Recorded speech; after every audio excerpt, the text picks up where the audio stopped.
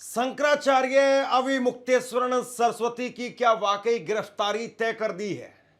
सबसे बड़ा सवाल यह है कि शंकराचार्य के खिलाफ जिस तरीके का गंदा घिनौना पूरा खेल चलाया जा रहा है, इसके अंदर अब कौन सा डिप्टी सीएम, योगी आदित्यनाथ सरकार का कौन सा डिप्टी सीएम शामिल है, इस सवाल का जवाब तो देना ही पड़ेगा।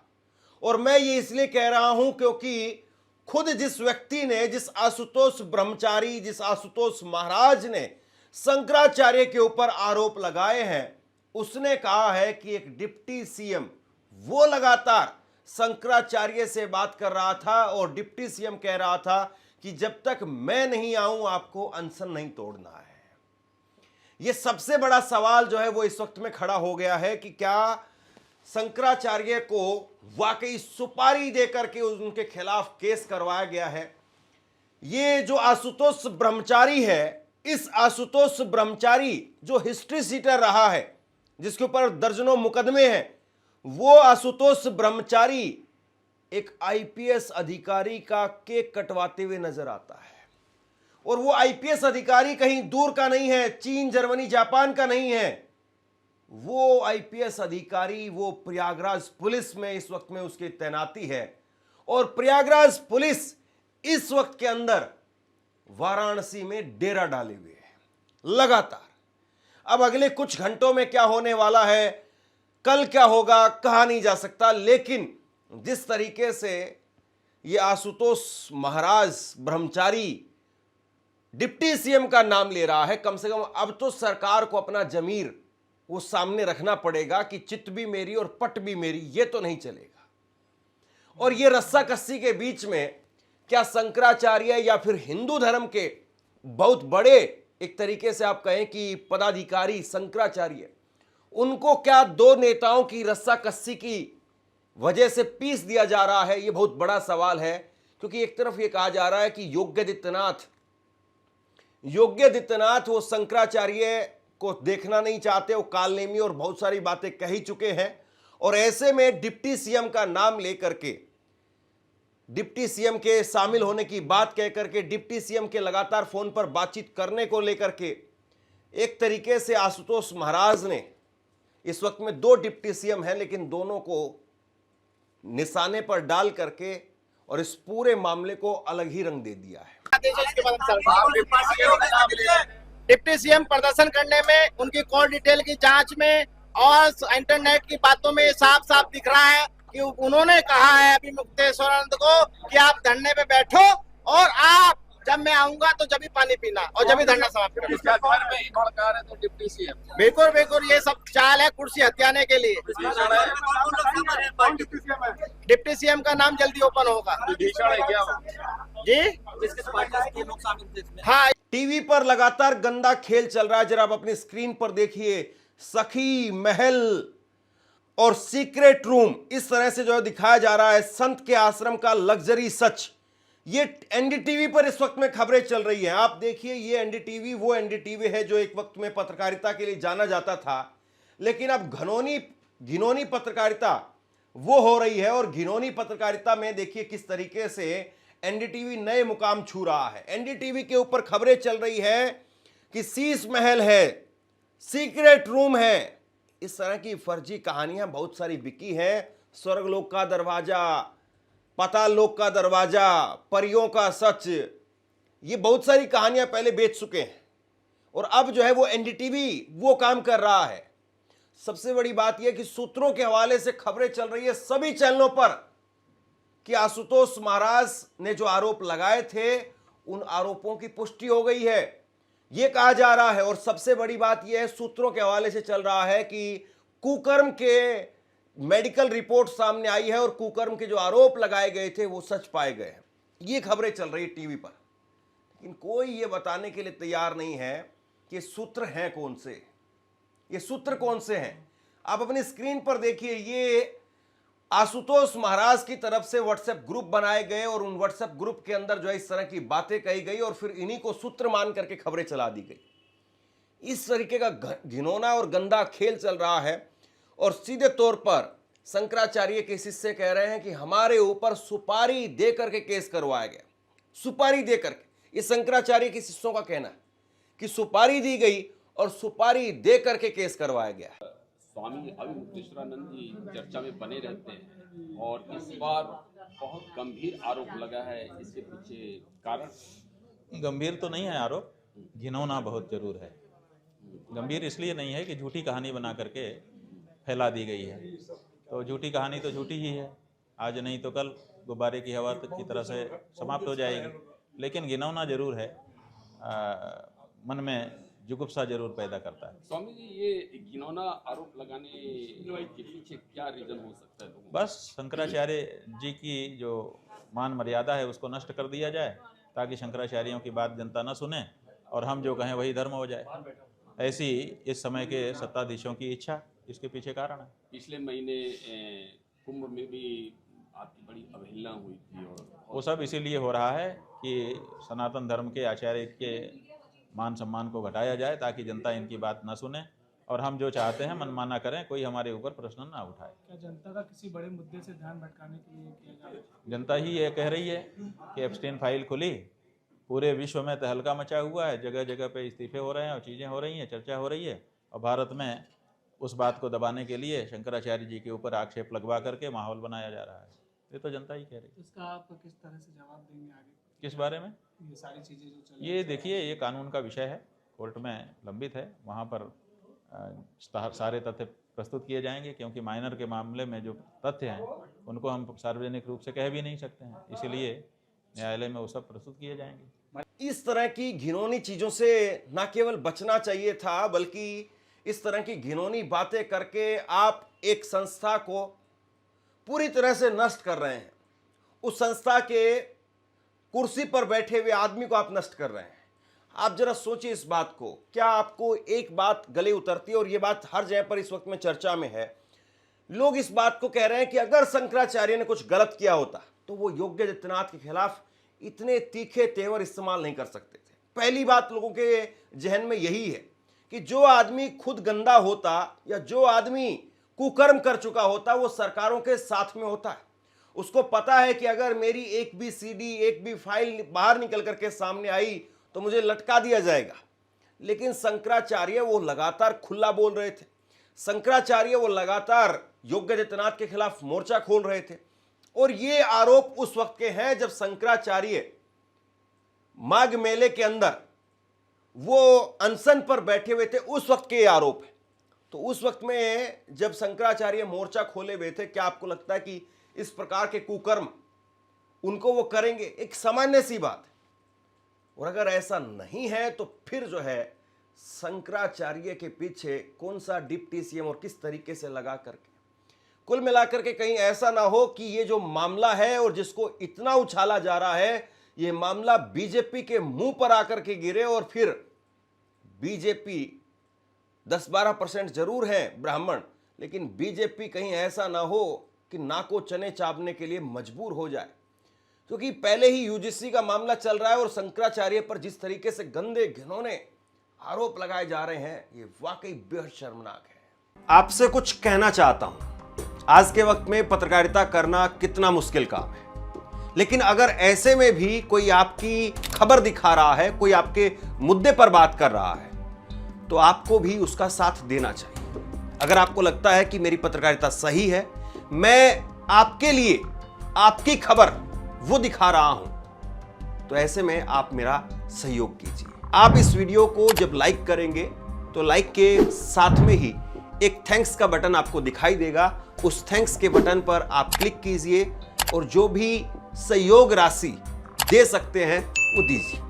दूसरा, आप चैनल को ज्वाइन कर सकते हैं और चैनल को ज्वाइन करके भी मुझे मदद कर सकते हैं। और बड़ी बात यह है कि शंकराचार्य पर अब आशुतोष महाराज जब बोलते बोलते यहां तक चले गए हैं कि शंकराचार्य के मठ के अंदर बड़े बड़े नेताओं को वीवीआईपी ट्रीटमेंट दिया जाता था, वीवीआईपी सेवा दी जाती थी। और इसमें वो सपा के बड़े नेताओं का नाम ले रहे हैं, कांग्रेस के बड़े नेताओं का नाम ले रहे हैं। क्या इनके इन आरोपों के अंदर आपको लगता है कि कोई वाकई सच है? वो अखिलेश यादव का नाम लेने से भी वो शख्स चूक नहीं रहा है। अब आप सोचिए कि अखिलेश यादव, क्या कोई सोच भी सकता है कि वो मठ के अंदर जाएं और इस तरीके का कुकर्म करें। लेकिन ये सारी बातें कही जा रही हैं और ये नए प्रेस कॉन्फ्रेंस करके नई नई बातें जो फैलाई जा रही हैं, वाकई बीजेपी जो है उसको सोचना चाहिए कि आप अगर किसी तस्वीर को खराब कर रहे हैं तो किस हद तक आप उसको लेकर के जाना चाहते हैं। किसी चीज को अगर आप खराब कर रहे हैं तो किस हद तक आप जाना चाहते हैं। कहीं ऐसा ना हो कि जाते जाते बहुत दूर चले जाएं। और योगी आदित्यनाथ, उनके बारे में कहा जाता है कि योगी आदित्यनाथ अफसरों के सहारे है, अफसरों के भरोसे है। जो अफसर लोबी बता रही है योगी आदित्यनाथ उसके हिसाब से चल रहे हैं। जमीन पर क्या चल रहा है इस बात को महसूस नहीं करते हैं, पकड़ते नहीं। ये योगी आदित्यनाथ के बारे में कहा जाता है। जब इस तरीके के गंदे और घिनौने आरोप जब लोग सुनेंगे तो क्या यकीन करेंगे लोग कि शंकराचार्य के मठ के अंदर कांग्रेस के बड़े नेता आते थे, समाजवादी पार्टी के बड़े नेता आते थे, अखिलेश यादव का नाम ले रहे हैं कि अखिलेश यादव आते थे। क्या इस तरह के गंदे घिनौने आरोपों पर कोई यकीन करेगा? सोचिए जरा, इस देश में फर्क है। आसाराम, राम रहीम और शंकराचार्य एक लाइन में नहीं हो सकते हैं। और अगर एक लाइन में है सब कुछ तो भाई आप फिर क्या ही कहें। कल ही हमने आपको बताया था कि जो जांच टीम अपना काम कर रही है उसकी तरफ से आशुतोष ब्रह्मचारी ने प्रेस वार्ता करके सारी रिपोर्ट आप लोगों को बताई है। हमने तभी कहा था कि जांच टीम क्या कर रही है इसकी आख्या अगर शिकायतकर्ता के द्वारा, किसी हिस्ट्री शीटर के द्वारा पब्लिक में बताई जाएगी तो पुलिस का क्या प्रभाव रहेगा।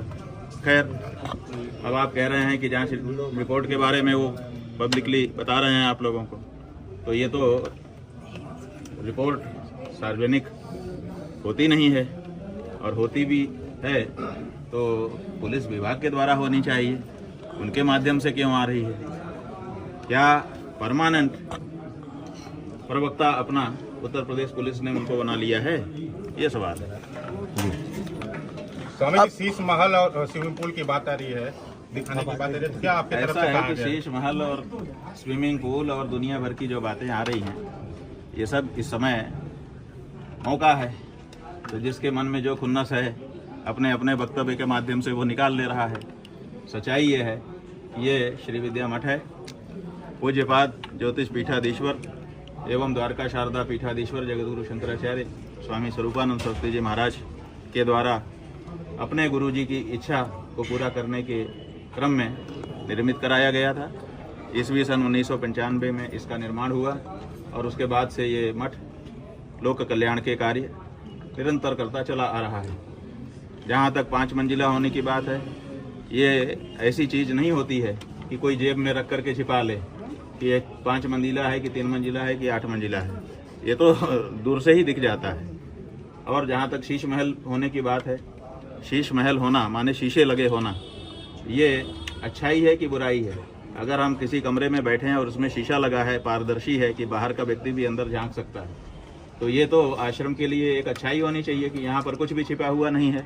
शीशा लगा हुआ है कि कभी भी कोई भी कहीं से भी देख रहा है, एक दूसरे लोग देख रहे हैं, कोई छिप करके यहाँ कार्य नहीं हो रहा है।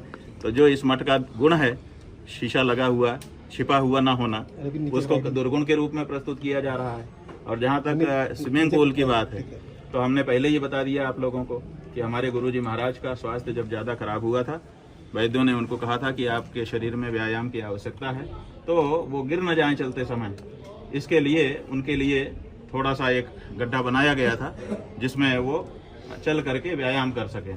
तो वो उनके स्वतंत्रता संग्राम सेनानी होने और साथ ही साथ 2 पीठों के शंकराचार्य होने के नाते उनके स्वास्थ्य की सुरक्षा पूरे देश की जिम्मेदारी थी, और उसी क्रम में उनके स्वास्थ्य की दृष्टि से वो बनाया गया था और वो उनके साथ ही उसको समाप्त कर दिया गया। तो ऐसी परिस्थिति में, और जहाँ तक ये है कि किसी को घुसने नहीं दिया जाता, बहुत दुर्गम है, गोपनीय रखा गया है। तो सवाल ये है कि आप लोगों ने जाने कितने आंदोलन श्री विद्या मठ से देखे हैं, और आप में से जो अब नए नए पत्रकार आ जाते हैं, इसलिए हम भी बहुत मुश्किल में पड़ जाते हैं कहने को। लेकिन आप पुराने आपके पत्रकारों से पूछिए जो अब कार्यालयों में बैठ करके काम कर रहे हैं आपके ऊपर, आप अब ग्राउंड पर आते हो, उनसे पूछिए कि जब हम लोग नीचे भूखंड पर मिलते ही नहीं थे, माने भूमिगत तल्ले पर। पहले ऊपर ही सबसे मिलते जुलते थे, जहाँ गुरुजी रहते थे वहीं पर सब लोग उनका दर्शन करने भी जाते थे, वहीं हम भी मिलते जुलते थे। सालों ऐसा ही चलता रहा। जितने आंदोलन चले, हर आंदोलन में ऊपर ही जाते थे लोग। लेकिन बाद में जब ज्यादा लोग आने लग गए हमारे शंकराचार्य होने के बाद, तो बहुत सारे वृद्ध लोग होते थे, वो कहते थे कि हम ऊपर कैसे चढ़ के जाएं। गुरुजी के लिए एक लिफ्ट चलाई गई थी, वो दिन भर चलती थी तो बिजली का किराया बढ़ता था। तो हमसे लोगों ने अनुरोध किया कि आप ऊपर रहते हैं, ऊपर ही बैठते हैं, इसलिए सबको ऊपर तक जाना पड़ता है और बड़ी दिक्कत होती है इतना सीढ़ी ऊपर चढ़ करके जाना। तब हमने नीचे बैठ करके मिलना शुरू किया लोगों से।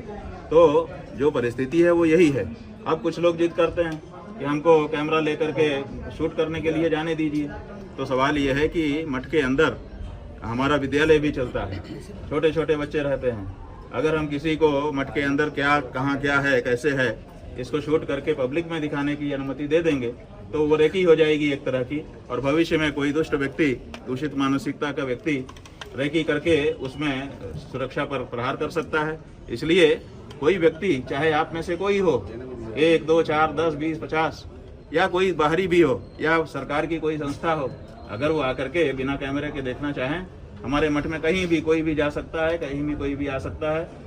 पूरे मठ में कहीं भी हमारा ताला नहीं लगता है, लगभग सारे दरवाजे खुले ही रहते हैं। हमारे मठ में कोई भी चीज ऐसी नहीं है जो किसी से छिपाई जाती हो। कैमरे के साथ दिखाने में सुरक्षा का प्रश्न है। छोटे छोटे बच्चे यहाँ पढ़ते लिखते हैं। कई बार, अभी तो नहीं इधर बीच में, लेकिन इससे पहले आप लोगों को याद होगा कि कुछ विद्यालयों में भी बम ब्लास्ट की घटनाएं हो चुकी हैं। उस समय ये हुआ था कि संस्कृत विद्यालयों में भी इस तरह के हमले किए जा सकते हैं। हम लोगों के पास सूचनाएं भी उस समय सरकार के यहाँ से भी आई थी कि आप लोग सावधानी रखिएगा। तो हम लोगों ने लोगों को सामान्य रूप से जाना वहाँ पर बंद कर दिया। इसके अलावा कोई और बात नहीं। एक सवाल ये है कि जो एक शिष्य है जो इस पूरे मामले में, उन्होंने कहा कि जून 2024 में आपके जो नरसिंहपुर परमहंसी गंगा आश्रम नरसिंहपुर में उन्होंने आपसे दीक्षा ली। ये आश्रम मतलब आपके अधीन है कि क्या है इसका स्टेटस? ये हमारे गुरुजी महाराज की तपस्थली है, विशाल आश्रम है। वहाँ पर राजराजेश्वरी देवी का बहुत विशाल मंदिर निर्मित हुआ है। वहीं पर हमारे ब्रह्मलीन गुरुजी महाराज की अब समाधि निर्मित कर दी गई है। हम लोगों के लिए वो तीर्थ स्थान है, तो हम लोग वहाँ समय समय पर जाते रहते हैं। पहले तो हम लोग बहुत जाते थे क्योंकि गुरुजी रहते थे, कभी भी वहाँ पहुँच जाते थे। लेकिन गुरुजी के ब्रह्मलीन हो जाने के बाद अब उनकी जो ब्रह्मलीन होने की तिथि है, आराधना दिवस जिसको हम लोग कहते हैं, अब लगभग उसी पर जाना होता है। और जब देवी माता का पाटोत्सव होता है तब जाना होता है, उसके अलावा जाना ही नहीं होता। तो जून जो वो समय कह रहे हैं, अब देखिए अभी ये सब फैक्ट की बात आ जाएगी, तो अब फैक्ट हम पब्लिक में कहें कि कोर्ट में कहें। उस समय हम वहाँ उपस्थित ही नहीं थे, तो कहाँ से वो हमारे पास पहुँच गए, कहाँ से हमसे दीक्षा ले ली, क्या कर लिया, यही सब प्रश्न है। तो जो वो कहानी कह रहे हैं। सबसे बड़ी बात यह है कि जिस तरीके से ये पूरा खेल खेला जा रहा है, या जिस तरीके से पूरे मामले के अंदर आरोप प्रत्यारोप का दौर लगातार चल रहा है, ऐसे में क्या बीजेपी इस मामले के अंदर अब अपने आप को बचा पाएगी, या फिर जिस तरीके से अभी अपने अपने मोहरों को आगे बढ़ाया जा रहा है इस खेल में, इस शतरंज के अंदर, कहीं ऐसा ना हो जाए कि सीधे वजीर पर जो है वो वार हो जाए और वजीर जो है वही रडार पर आ जाए। बहुत बड़ी बात है। शंकराचार्य वो अभी भी बहुत लोगों के लिए विश्वसनीय हैं, भरोसेमंद हैं, पूजनीय हैं, और ऐसे में शंकराचार्य के ऊपर इस तरह के आरोप, अगर उनमें सच्चाई निकल करके सामने नहीं आई, और बड़ी बात यह है कि देर सवेर सही, आज नहीं तो कल सही, अगर साजिश है, अगर वो सामने आ गई तो फिर सरकार का क्या होगा? जरा सोचिए इस बात को। आप क्या सोचते हैं नीचे कमेंट बॉक्स में लिख करके जरूर बताइए। इस खबर को शेयर कीजिए। धन्यवाद।